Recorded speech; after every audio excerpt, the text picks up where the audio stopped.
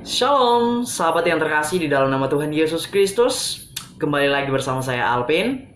Dan pada saat ini saya akan menyampaikan materi terkait dengan pertumbuhan gereja. Nah, akan tetapi sebelum kita membahas lebih lanjut tentang pertumbuhan gereja ini, maka kita akan membahas terlebih dahulu dan harus memahami definisi pertumbuhan secara umum. Berbicara tentang pertumbuhan secara umum dapat kita artikan sebagai proses yang dimana mencakup tentang pertambahan baik dalam jumlah ataupun dalam ukuran, kemudian dalam bentuk keluasan dan kedalaman, bahkan di dalam dan bahkan sekaligus pertambahan dalam arti integrasi, saling keterhubungan dan kompleksitas, yang dimana dalam hal ini adalah pertambahan ukuran, volume, massa, bahkan tinggi ataupun ukuran-ukuran yang lain yang dapat dinyatakan dalam bentuk bilangan ataupun sering dikatakan secara kuantitatif.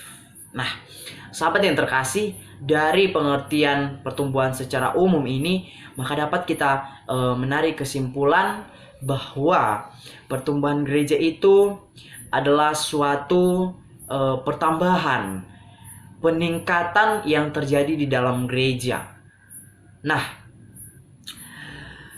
setelah kita mengetahui apa sih pengertian pertumbuhan secara umum dan apa pengertian pertumbuhan gereja, maka seterusnya kita harus mengetahui tentang komponen-komponen yang terdapat yang terkait di dalam pertumbuhan gereja. Ada 3 komponen utama yang terkait di dalam pertumbuhan gereja ini. Yang pertama adalah pertumbuhan kuantitatif. Berbicara tentang pertumbuhan kuantitatif, saudara-saudari, adalah dapat diartikan sebagai pertambahan jumlah anggota gereja. Pertambahan jumlah anggota gereja secara umum yang dimana dapat bersumber dari 3 faktor. Nah, pertumbuhan kuantitatif adalah pertambahan jumlah anggota gereja, yang dimana hal ini diakibatkan oleh beberapa faktor. Dan faktor yang pertama adalah pertumbuhan dari hasil biologis, yang tentunya ketika berbicara tentang biologis, artinya bahwa pertambahan jumlah anggota jemaat, anggota gereja yang dihasilkan dari perkawinan anggota gereja itu sendiri, yang dimana anak-anak itu bertumbuh menjadi dewasa dan dilayani oleh gereja untuk dibawa mengenal Kristus sebagai bentuk persiapan untuk menjadi anggota gereja yang bertanggung jawab. Nah, itu adalah faktor pertama yang terkait dengan pertumbuhan kuantitatif ini. Lanjut, komponen ataupun faktor kedua yang mencakup tentang pertumbuhan kuantitatif ini adalah pertambahan dari perpindahan gereja. Ya, pertumbuhan atau pertambahan dari perpindahan gereja ini jelas bahwa artinya bahwa pertambahan jumlah dari hasil anggota gereja yang berpindah kepada gereja yang lain disebabkan karena perpindahan penduduk ataupun faktor-faktor lain yang mengakibatkan ia dapat berpindah gereja dari gereja yang satu pada gereja yang satunya lagi. Itulah faktor kedua yang mempengaruhi pertumbuhan kuantitatif ini. Kemudian faktor yang ketiga adalah pertambahan yang dimana dihasilkan dari pemberitaan Injil. Kalau berbicara tentang pemberitaan Injil, berarti penyampaian kabar Injil, kabar keselamatan kepada orang, yaitu pertambahan jumlah pertobatan jiwa-jiwa baru. Nah, itu adalah terkait dengan pertambahan dari hasil pemberitaan Injil, yang dimana jemaatnya itu, jemaat dapat bertumbuh, dapat bertambah, merupakan hasil ataupun buah dari penyampaian Injil kepada orang-orang, sehingga banyak jiwa-jiwa baru yang akhirnya menjadi jemaat di sebuah gereja. Nah, itu adalah 3 faktor utama yang terkait dengan pertumbuhan kuantitatif. Kemudian kita bakal lanjut mengenai komponen yang kedua tentang pertumbuhan gereja ini adalah komponen yang kedua, pertumbuhan secara kualitatif.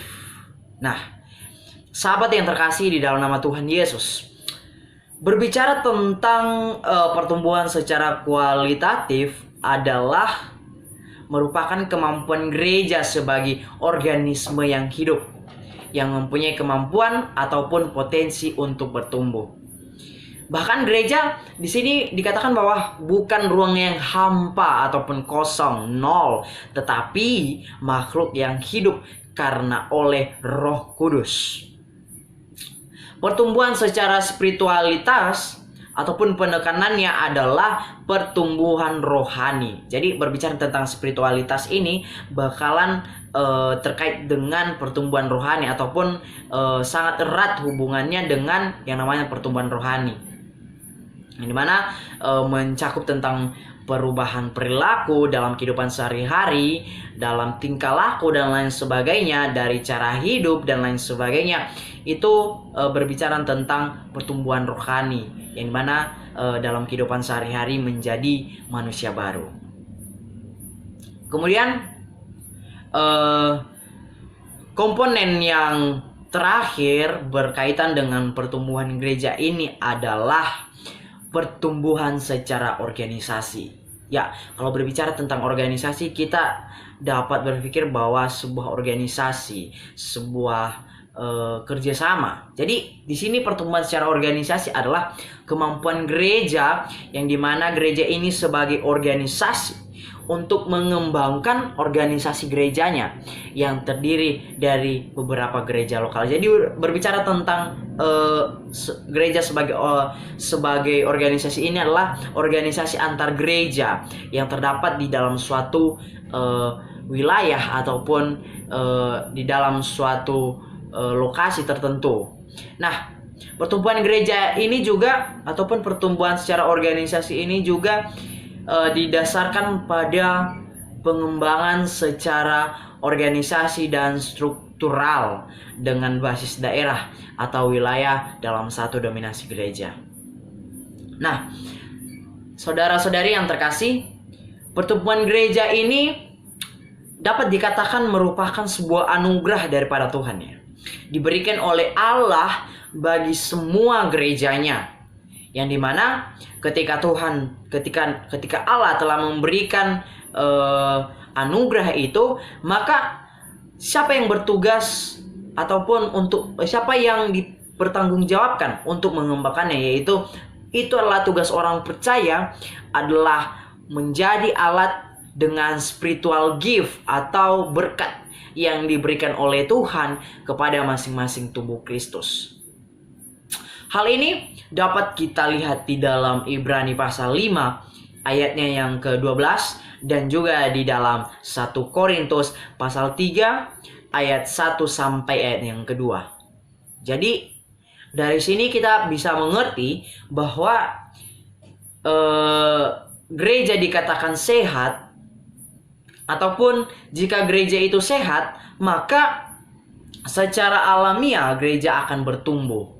Jadi jelas bahwa ketika di dalam gereja itu gerejanya sehat, jika gereja sehat dikatakan di sini bahwa maka secara alamiah, secara otomatis gereja itu akan bertumbuh dengan sendirinya.